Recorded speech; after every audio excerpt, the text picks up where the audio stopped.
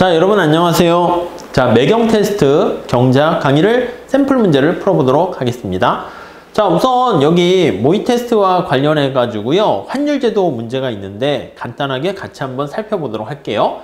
자, 변동환율 제도에서 환율은 외환시장의 수요 공급에 영향을 미치는 다양한 요인에 의해서 결정되는데, 변동환율 제도를 채택한 경우 다음 환율이 언제 상승하는가 이렇게 돼 있습니다.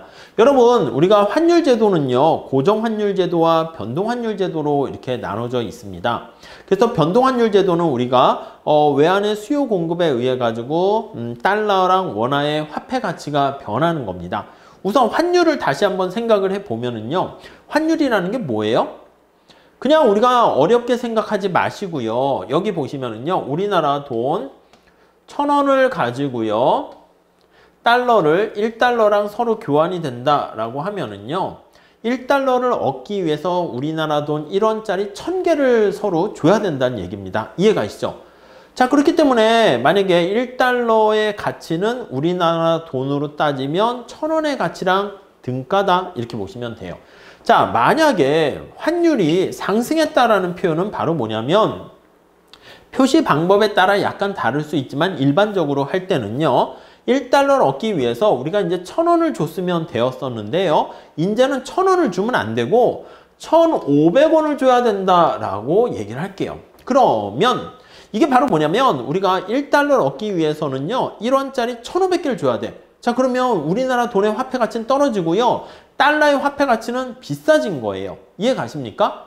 여러분들, 우리가 이렇게 생각하시면 돼. 우리가요, 보통 이렇게 한번 보세요. 상품 시장을 얘기합니다. 여기 사과가 있어요. 사과가 있어요. 사과의 가격이 이렇게 있습니다. 네, 이해가 되시죠? 자, 그러면 사과에 대한 수요와 사과에 대한 공급이 이렇게 있는 거예요. 마찬가지예요. 우리가 외환시장에서 달러가 거래된다고 할게요. 그러면 여기 달러가 거래되고요, 우리 사과의 가격을 프라이스, 가격 이렇게 얘기하는 것처럼 달러의 가격을 바로 환율 이렇게 얘기합니다. 그래서 exchange rate 이렇게 표현을 하는 거예요. 자, 그러니까 무슨 말씀이냐면, 이 환율이라는 것은 달러의 가격이다 라고 생각을 하시면 돼. 그래가지고요, 달러에 대한 공급이 우상향하고요, 달러에 대한 수요가 우하향한다. 이거 똑같은 원리로 생각하시면 되겠습니다. 자, 그래서요, 우리나라 돈하고 외국, 미국, 특히 달러의 돈하고 달러의 가치랑 우리가 그걸 비교하는 건데요, 우리나라 물건이 지금 여기 나와 있는 것처럼 1,000원이다 이렇게 얘기하면요, 여기다 쓸게요. 잘 한번 보세요. 그럼 우리나라 상품의 어떤 가격이 1,000원이에요. 뭐 사과 하나의 가격이 1,000원이라 합시다. 그게 이제 구매력 평가서이라는데 1,000원이 있고요. 미국의 가격은 지금 여기 나와 있는 것처럼 1달러면 그 사과를 살 수 있다고 할게요. 그럼 요거 가치를 똑같이 만들어 줘야 되는데 단위가 다르잖아. 우리가 센티미터면 미터로 바꿀 수 있고, 미터를 센티미터로 바꿀 수 있고, 그 화폐 단위를 바꾸는 것도 마찬가지로요, 우리가 측정 단위나 킬로그램을 그램으로 바꾸고 파운드로 바꾸고 이런 거랑 같은 맥락이라 보시면 돼. 자, 그러면 여기 나와 있는 것처럼 우리나라 물건의 가격과 어떤 상품의 가격이 1,000원이었어요. 미국에서는 1달러에 판매가 됐어요. 그럼 그 상품이 똑같이 어디서든 같아져야 되잖아요. 그러니까 기본적인 생각은 여기 나와 있는 우리나라 돈의 가치와 달러의 가치를 우리가 교환 비율을 나타내는 거야. 근데 여기 보시면 1,000원 있고요, 여기. 그리고 여기 보시면 1달러 이렇게 있잖아요. 그래서 요거 나타내는 거죠. 요거를 변환시켜 주는 게 바로 환율이다 이렇게 보시면 되겠습니다. 자, 그러면 여기 나와 있는 것처럼 우리나라 돈 1,000원으로 할게요. 1,000원. 1,000원 이렇게 있고요. 그리고 요거는 지금 미국 돈이니까 1달러 이렇게 있습니다. 자, 그러면 여기 한번 정리해 보시면 환율은 1달러를 1,000원 이렇게 해서 나타내 주는 겁니다. 네, 이해되시죠? 요게 바로 우리는 환율이다 라고 생각하시면 돼요. 요게 환율입니다. 자, 그러면 잘 한번 체크해 보세요. 자, 그러면 우리가 이제 요거 미국의 달러로 돼 있는 건 우리나라 원화로 바꾼다 그러면 어떻게 교환 비율로 바꾸니라고 할 때요, 요거 지울 수 있잖아. 요거 지울 수 있잖아. 그렇죠. 그러면 요 환율은 1달러당 1,000원 이렇게 되는 거니까 1,000원 이거랑 같아지게 되네요. 아셨죠? 우선 요게 좀 처음 보시면 어려울 수 있는데 천천히 한번 생각해 주시고요. 자, 그래서 우리가 사과가 이렇게 있어요. 수요 공급 우리 그거에서 우리가 배우게 될 텐데, 사과에 대한 수요가 증가한다고 할게요. 사람들이 사과를 막 사려고 그래. 그럼 여기가 균형점이 여기서부터 여기로 가잖아. 사과의 가격이 비싸지는 거 이해되십니까? 자, 마찬가지예요. 우리가 뭐 외국의 물건을 사려고 그래. 그러면 우리나라 원화 주면 미국 사람들이 그럼 무슨 뭐 노트북 같은 거 갖다 줍니까? 아이폰 살 때 우리나라 돈으로 결제하면 안 되잖아. 그러니까 달러로 결제를 해야 되겠지. 그러면 달러로 바꾸려고 해. 달러에 대한 수요가 증가해요. 그러면 여기 나와 있는 것처럼 달러에 대한 수요가 증가하게 되면 여기서부터 이렇게 A에서 B점으로 수요잖아. 사과 수요가 증가하는 것처럼. 그러면 달러에 대한 수요 곡선이 우측 이동하게 되면 여기서 균형점, 요거 달러의 가격이 우리가 환율이라고 보시면 돼요. 올라가게 되는 거 알 수가 있습니다. 자, 그래서 우리가 차차 이거 우리 또 강의 시간에도 많이 말씀을 드릴 텐데 이렇게 생각하시면 돼요. 달러라는 것은 바로 달러라는 것은 외환인데 환율이라는 것은 달러의 가격이다. 여기요. 우리 사과의 가격이 여기 나와 있는 것처럼 달러의 가격이 환율이다. 이렇게 생각을 하시면 되겠습니다. 근데 이 환율을 가능한 한 우리가 고정환율 제도에서는 고정시키려고 하는 것이고요. 거래의 어떤 안전이라든가 여러 가지 편의를 위해서. 근데 변동환율 제도에서는 환율이 변한다라고 보시면 돼요. 여기 나와 있는 수요 공급에 의해서 변하는 거랑 마찬가지입니다. 자, 그러면 여기 몇 가지 한번 볼게요. 첫 번째는요. 언제 환율이 상승합니까? 라고 얘기하면요. 여러분 한번 생각해 보세요. 환율은 미국 돈의 가치라고 그랬잖아. 여러분들이 생각할 때 저기 동남아를 여행할 때랑 미국 여행할 때랑 어디가 좀 더 똑같은 돈을 가지고 다녔을 때 좀 부담이 적은가요? 동남아 갈 때가 좀 부담이 좀 적어. 거기는 화폐 가치가 낮기 때문에 우리나라 원화의 파워가 더 세기 때문에 똑같은 만약에 100만 원 가져가도 더 호화롭게 살 수가 있어요. 근데 우리나라보다 화폐 가치가 센 미국이나 캐나다나 뭐 일본 이런 데 가면은 똑같은 돈을 가지고 갔을 때도 아이고 생활이 좀 궁핍해진다라는 거 알 수가 있습니다. 자, 그래서 우리가 예전에 외환 위기가 발생했을 때요. 96년 그때. 그러면 그때 1달러당 800원이었어. 그러면 우리가 800원 가져가게 되면 1달러짜리 물건을 살 수 있었어요. 근데 환율이 올라갔어요. 그러니까 달러의 가치가 세진 거지. 그래서 1달러당 1600원으로 올라갔어. 그럼 어떻게 될까요? 맞아요. 이전과 동일한 수준을 누리려고 하면 돈이 더 많아져야 돼. 무슨 말씀인지 아시겠죠? 여기 한번 볼게요. 만약에 우리나라 원화와 달러의 가치가 이게 시간인데요. 시간이 이렇게 있고 여기가 환율 이렇게 있습니다.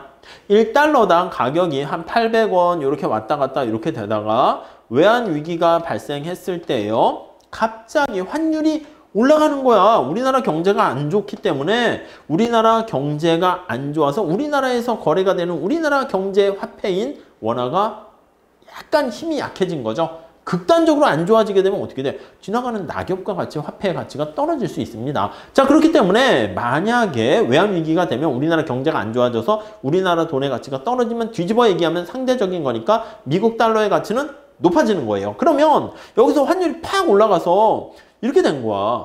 그러니까 여기서는 이제 한 800원 이렇게 되다가 800원이라는 것은 1달러당 800원 이렇게요. 근데 이게 1600원 이렇게 됐다고 합시다. 1600원. 자, 그러면 이건 뭐냐면 1달러를 얻기 위해서는요. 1원짜리 1600개를 줘야 되는 거야. 그럼 우리나라 입장에서는 어떻게 돼? 기존과 미국의 유학을 갔는데 기존과 유사한 동일한 생활 수준을 하기 위해서는요. 어떻게 됩니까?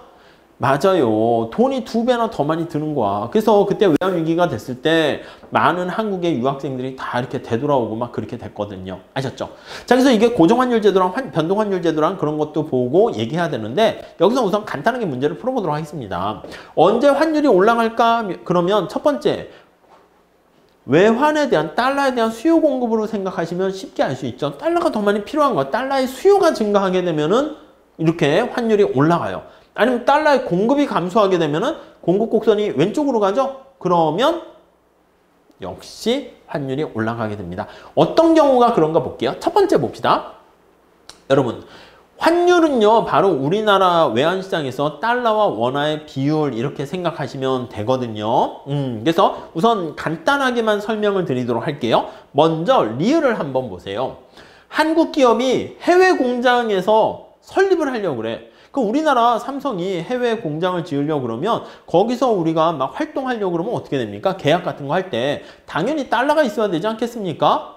그렇잖아요. 근데 달러에 대한 수요, 달러를 가지고 있어야 되니까 당연히 외환시장에서 달러 수요가 증가해요. 그러면 달러 수요가 증가하면 이거랑 똑같죠. 환율이 올라가죠. 그러니까 리얼은 맞고요. 디귿은 뭐야? 한국 기업이 국내 투자가 감소할 경우, 이거는 국내 투자가 감소하는 거랑 직접 관련은 없죠. 이게 거시경제 전반적으로 보면 우리나라 기업이 자국내 투자가 감소했다. 그래서 만약에 우리나라 경제가 안 좋아졌다. 그럼 우리나라 사람들이 못 살게 되면은 외국 물건을 안 살 거 아닙니까? 그렇게 되면은 수입이 줄어들어서 경상수지에 영향 미쳐서 이렇게 환율에 영향 미치는 걸로 갈 수가 있는데 너무 멀리 가버렸어요. 그래서 정보가 좀 부족하긴 하고요. 그리고 여기 보시면 미국의 이자율이 상승하는 경우 이렇게 나와 있는데, 자, 이거 이자율 평가서에서 우리가 다시 말씀드릴 거예요. 거기에서 우리가 설명을 하게 되는데, 우리나라 이자율과 해외 이자율 한번 생각해 보세요. 자, 우리나라 이자율과 해외 이자율, 외국 이자율이야. 우리나라 이자율이 높아. 그럼 여러분들 화폐를 가지고 있는 사람이 달러를 갖고 있는 사람들이 어떻게 됩니까? 하면 우리나라에 투자하는 게 좋겠어요? 해외에 투자하는 게 좋겠어요? 국내 투자하는 게 당연히 남는 장사지. 그러니까 우리나라에 투자를 한다고요. 그러면 달러를 가지고 있는 사람이 국내로 많이 들어와요. 자, 그러면 여기 이렇게 봅시다. 자, 그렇게 되면 우리나라가 이렇게 있고요. 여기 이제 외환시장이 이렇게 있는 거야. 그래서 원화와 달러의 비율을 가지고 우리가 환율이 결정된다라고 생각하시면 되는데요.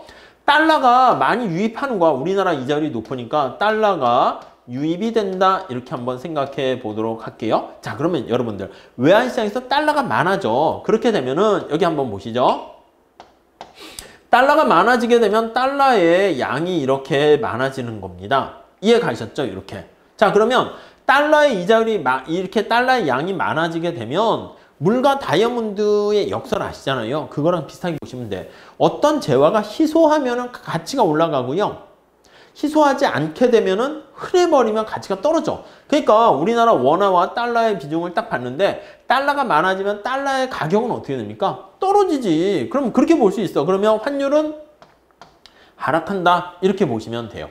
자, 그래서 이자율 평가서에서 다시 할 겁니다. 자, 그러면은 여기 보시면 우리나라 기준으로 보세요. 우리나라에서 이자율이 올라가 버렸다라고 하면요. 환율은 그거랑 반비례 관계에 있어요. 그래서 환율은 하락한다. 이렇게 보시면 돼요. 자, 머릿속에 기억해 두세요. 그래서 우리나라 이자율이 올라가면 환율은 떨어지는 게 일반적이다라고 보시면 돼요. 자, 그러면 뒤집어서 볼게요.